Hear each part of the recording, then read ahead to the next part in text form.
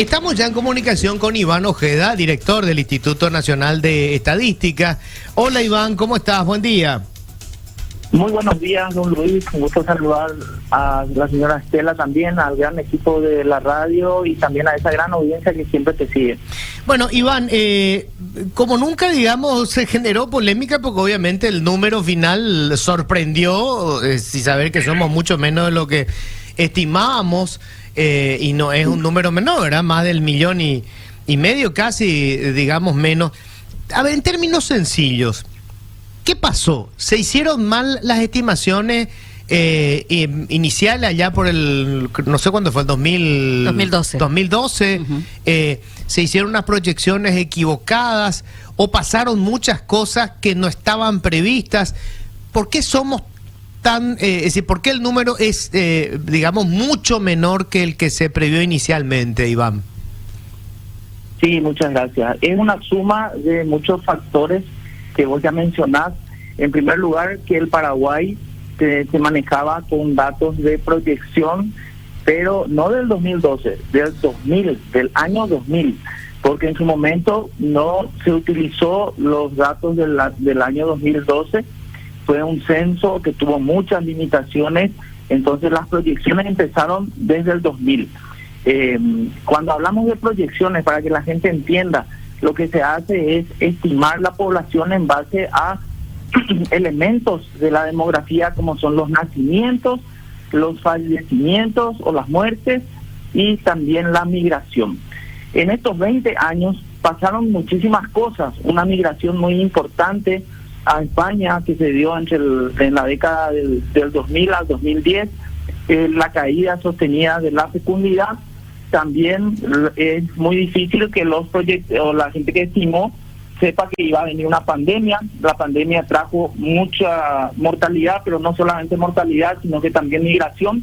Entonces, y también hoy estamos ante nuevas pautas de reproducción en la República del Paraguay. Entonces, teníamos datos de proyección demasiado desfasados y justamente por eso se hacen los censos cada 10 años. O sea, acá, a ver, primero que nada, la cuestión más importante es que esta proyección era del 2000 y no del 2012, porque lo del 2012 se descartó. Así mismo. Segundo, esta encuesta que se hace para el censo,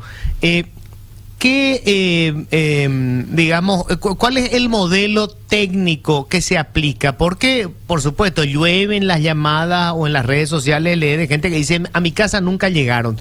No es que se censa todas las casas. Sí, no existe país en el mundo, don Luis, que tenga 100% de cobertura. Se exige un rango para que un censo sea digamos, definido como válido, pasar el 90% el 90% de la cobertura.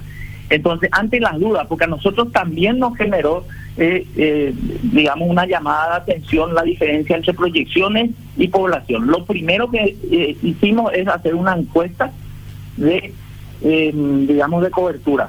Nos fuimos con la EPH y le preguntamos a la gente, ¿se censó o no se censó tu hogar? Entonces, tenemos una cobertura del 94% de los hogares del Paraguay. No se llega en ningún caso al 100%.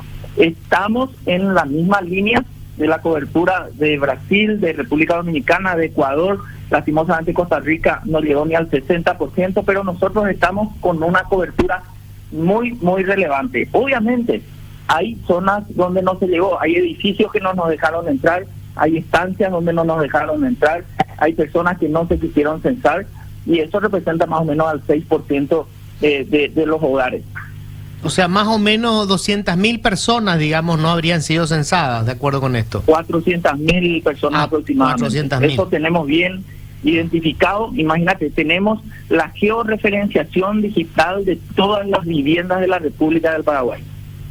Ahora, hubo cambios notables por lo que vimos, Iván. Sí. O sea, aparte de creo que uno de los más significativos es la tasa de natalidad que cae a la mitad prácticamente, ¿verdad? Sí. También vemos que la cantidad de habitantes por vivienda, por casa. Es decir, hay menos gente en las casas. ¿Eso qué supone? En primer lugar, un cambio en la demografía. Se estudia la transición demográfica y estos son cambios que se dan. En primer lugar, la caída sostenible de la fecundidad. En los 50 las mujeres tenían inclusive hasta 5,6, casi 6 hijos durante toda su vida fértil. Hoy las mujeres tienen en torno a 2,5 hijos durante toda su vida fértil. Otro elemento, menos gente viviendo en los hogares. En la década de los 60 teníamos 6, 7 personas en promedio por hogar, obviamente eran menos las viviendas, y hoy vemos que aumentó la cantidad de viviendas, pero los habitantes en las viviendas se disminuyó. Otra nota destacable es que vemos muchos hogares uninucleares. Esto en términos sencillos quiere decir, hay el 10% de los hogares de la República tiene como habitante a una sola persona. Esa familia tradicional, papá, mamá, hijo, esa denominación de familia nuclear completa es el 46% de la población. Entonces, también el COVID de la pandemia afectó también el comportamiento de las personas. No solamente murieron personas, la gente también decidió mudarse muchas veces. También el tema de la migración, y la migración en la pandemia tuvo sus efectos, ¿verdad? Y todos estos eventos es muy difícil que se haya previsto al momento de realizar las proyecciones. Pero acá lo sustancial es que se sobreestimó el stock de mujeres y por eso también se sobreestimó la población. A ver, quiero repetir este dato que me parece muy importante. Solo el 46% de los hogares hoy está constituido por, es decir, viven en la casa mamá, papá e hijos. Sí. O sea, menos de la mitad. Sí, menos de la mitad, don Luis. ¿Y cómo está constituido el otro 54%? 10% es gente que vive sola, me decías.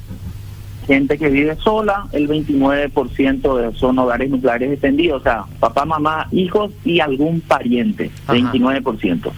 Y el restante son donde viven con personas que no son sus parientes, ¿verdad? Mirá vos, o sea, hay muchos lugares en donde vive gente sin vinculación familiar, digamos, pero deciden vivir juntas. Sí, y también la cantidad de personas por hogar, ¿verdad? Eso va disminuyendo, ¿verdad? Hay mucha gente que se separa, por ejemplo, por dar un ejemplo de un estudio de caso que hicimos, hay gente que se separa, don Luis, y se va la mamá con los hijos a una casa y el papá se va a otra casa. Hay 2 hogares ya ahí, pero el papá ni la mamá ya no tienen nuevos hijos. Entonces se reduce el promedio de personas por hogar, pero eso no implica que aumente la población. Claro, y decime, ¿hay datos, por ejemplo, Iván, sobre cuántas parejas hay y cuántas están casadas y cuántas no? La encuesta permanente a hogares nos decía que el 30, algo así como el 32% de la población está casada en matrimonio y el 29% está unido. Ya.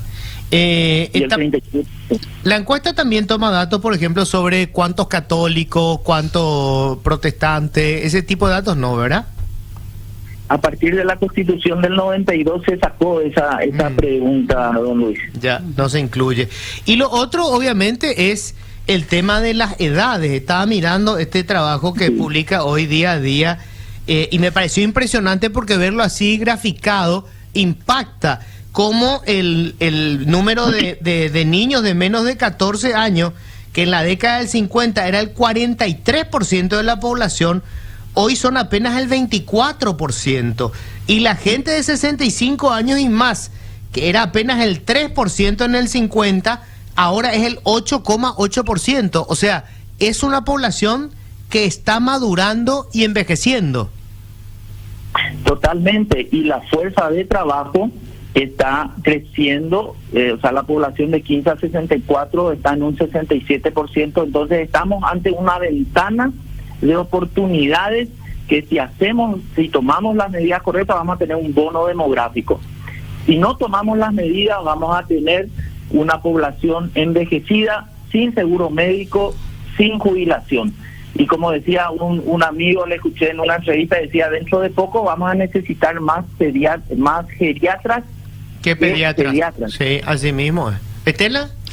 Sí, director, cuando usted habla de la migración como uno de los elementos para entender la reducción de la cantidad de habitantes de lo que creíamos que somos, y a veces que no somos tantos, ¿de cuánto estamos hablando? Y ese dato es verificable, es decir, no, migraron del 2000 a más o menos hasta hoy 500.000 personas. O sea, ¿cuál es el dato que ustedes manejan en términos migratorios?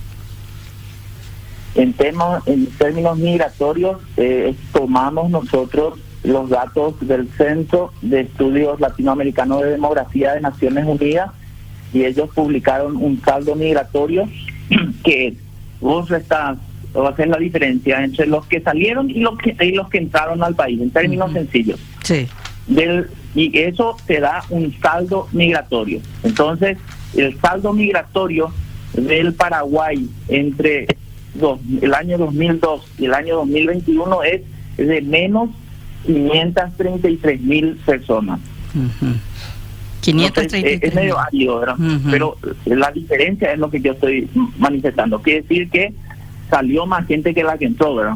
500.000 de personas se fue del país, para decirlo así, ¿verdad? Porque hay gente que entró también, pero en el resultado final perdimos 500.000 de personas. En 20 años, don Luis. En 20 años.